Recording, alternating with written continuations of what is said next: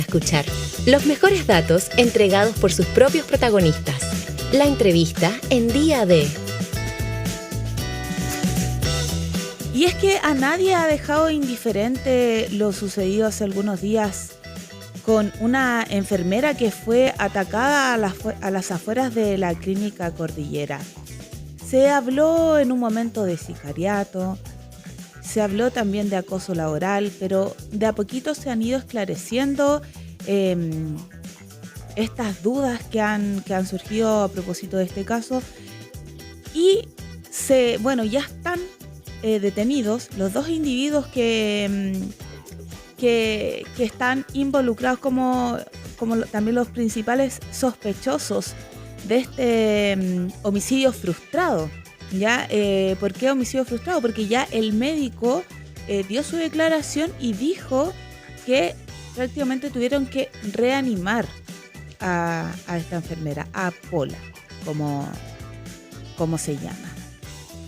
Y bueno, según información preliminar, el pololo de la acusada sería uno de los individuos que llegó en moto hasta las cercanías de la clínica Cordillera para perpetrar el ataque. Y antes de que todo esto sucediera, ya el padre de Pola, que vendría siendo la víctima, él dio a conocer en varias entrevistas que ha tenido en diversos medios de comunicación que Pola le había dicho que no quería quedarse sola en la clínica. Entonces ya hay varios datos y antecedentes que hablan de un posible acoso laboral que van más allá de rencillas laborales.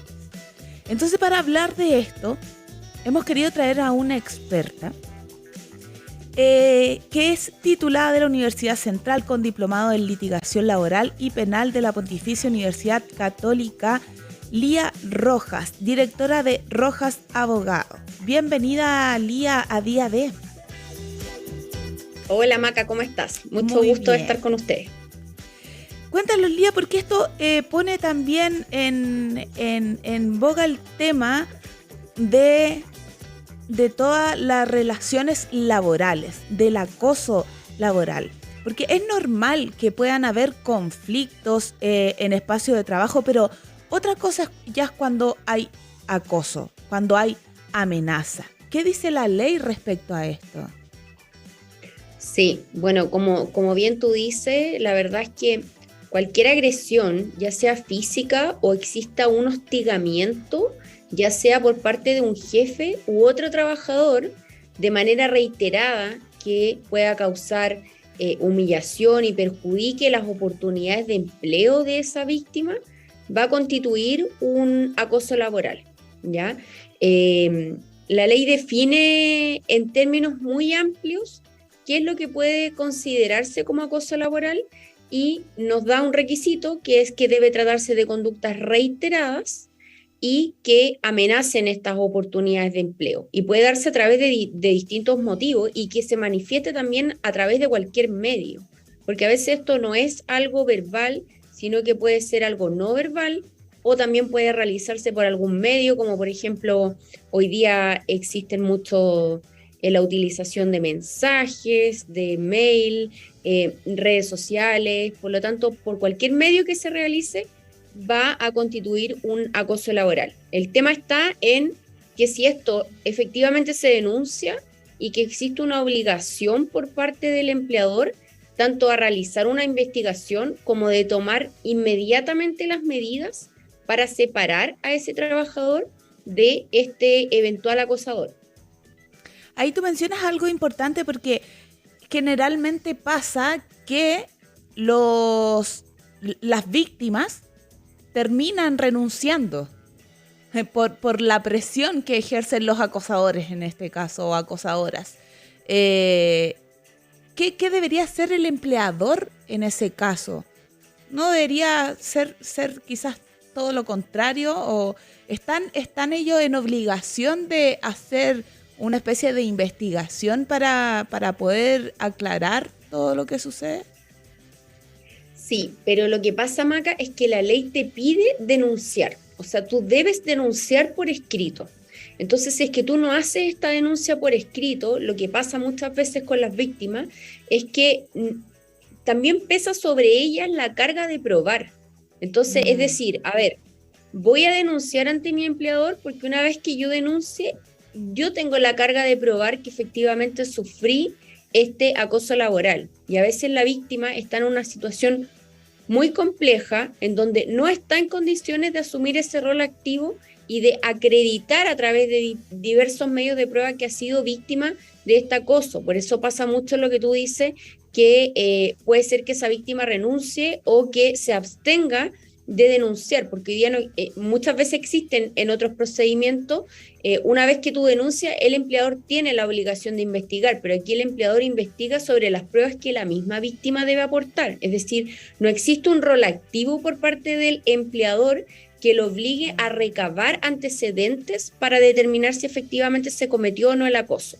El empleador tiene la obligación de investigar, o bien si no va a investigar por sí mismo, remitir los antecedentes a la inspección del trabajo, pero siempre la víctima es la que va a estar en la condición de tener que acreditar que efectivamente fue víctima de ese acoso. Y esto pasa tanto en el acoso laboral como en el acoso laboral sexual, ¿ya? Que hemos visto que ha habido un aumento de denuncias, pero no es porque existan más casos, sino que es porque hoy día las víctimas se están atreviendo más a denunciar. Pero igualmente es una posición difícil, porque es la propia víctima quien tiene que acreditar con sus medios de prueba y testigos, etcétera, que efectivamente fue víctima de este acoso. Me surgen dos preguntas con lo que tú dices. La primera es, ¿qué pasa en el proceso donde, mientras se está realizando la denuncia? Porque me imagino que no es un proceso rápido. ¿Qué pasa con la víctima en este caso? Y lo otro que me entra la duda es si, por ejemplo, si es solo de palabra, no sé, constantes amenazas, que son solo de palabras, y la persona puede acreditar solo con su palabra, no sé, mi compañera o compañero me dijo tal cosa, es mi palabra contra la de él o la de ella, y no, ¿qué forma hay de acreditar ese tipo de amenazas o ese tipo de hechos? Es que ahí, por ejemplo, la víctima puede acreditar eso por cualquier medio, ya sea declarando ella misma, o también, por ejemplo, pueden declarar otras personas que sean testigos de oída, es decir, a los que la víctima le haya contado que esto le sucedió. Por ejemplo, también pasa muchas veces que esa víctima quizás está afectada y fue, por ejemplo, a un psicólogo. También puede acompañar ese informe de ese profesional que pueda validar su relato. O sea, no significa que no tenga ningún medio. Igualmente los puede aportar y es el empleador o la inspección el que va a tener que determinar finalmente si es que se incurrió o no en ese acoso en el que se está denunciando. Y mientras se sigue esa investigación, se tienen que tomar todas las medidas para que cesen estos actos denunciados, ya sea que se separe a la víctima del acosador o ese eventual acosador sea suspendido de sus funciones mientras, es decir, el empleador tiene la obligación de tomar los resguardos mientras dure la investigación y mientras no exista un resultado. Estamos conversando con Lía Rojas, directora de Rojas Abogados, sobre lo sucedido con el ataque a la enfermera a las afueras de la clínica Cordillera. Lía,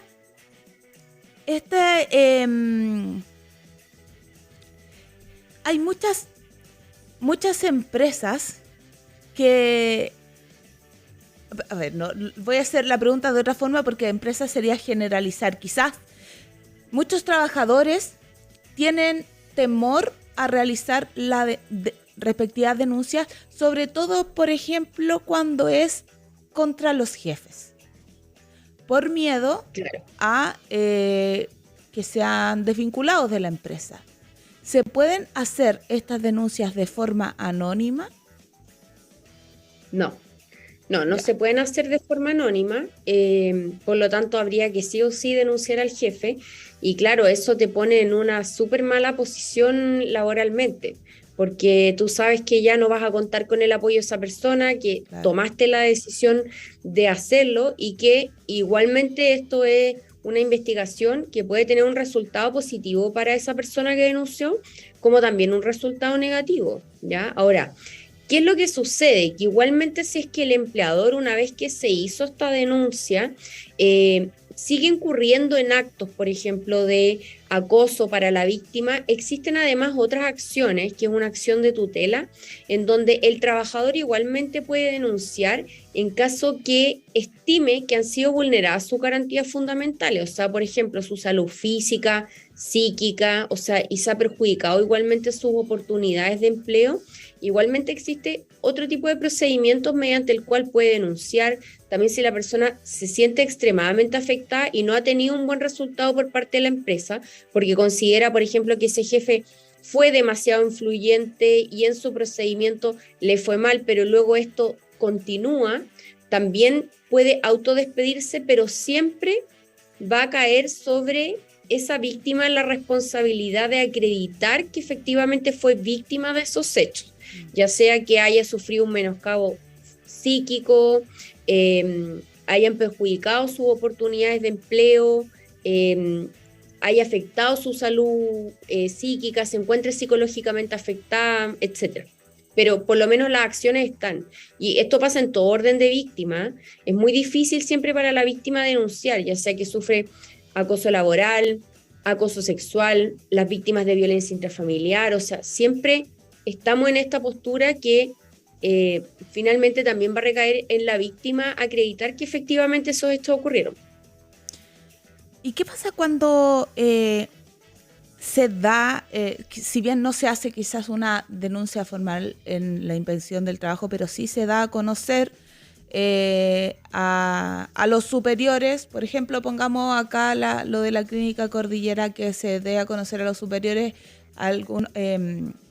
Si bien acá una de las acusadas mandó una carta que ella estaba siendo víctima, pero esa carta tampoco, no fue tomada en consideración. ¿Qué pasa cuando el empleador está en conocimiento y no hace nada?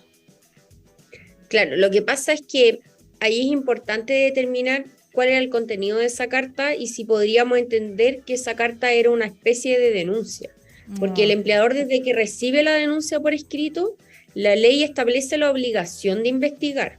Entonces habría que definir cuál fue el contexto de esa carta y si efectivamente tenía hechos que se enmarcaran en el contexto de una denuncia en donde el empleador tuviera la obligación de investigar, porque como no conocemos cuáles eran esos detalles, si simplemente era algo que era muy genérico o no podría enmarcarse dentro de los hechos de una denuncia, ahí estamos en un límite en donde no sabemos si es que en realidad el empleador tenía o no esa obligación, dependiendo si es que estábamos o no en presencia de una denuncia.